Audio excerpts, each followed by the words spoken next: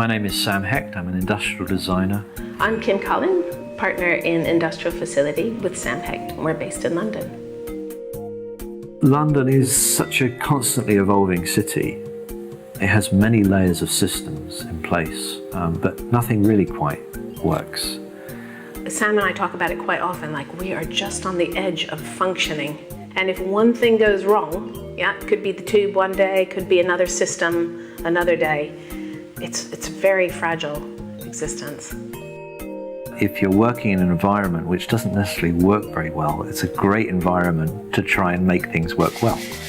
We need contrast and tension to be able to create a terrific balance that we're searching for. The formation of industrial facility was that. It was the bringing together of Kim, who is an architect by training and has a very kind of macro view on the world and the city and how they exist, whereas I have a very kind of micro view on things where I'm looking at details and connections. So I think that's the way Sam and I work. If he gets really small on something, I come back out, and say, well, yeah, that's great, but is it relevant to this? How does it connect? How are we going to connect that?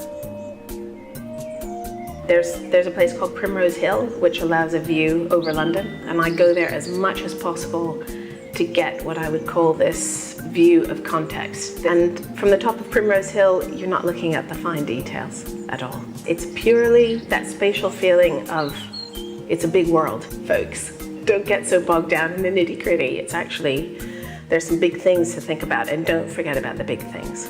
When we're working through the design process, which is very much a series of conversations, what comes out of it is a sense of equilibrium, because the process, the result, essentially is holding those two points of view.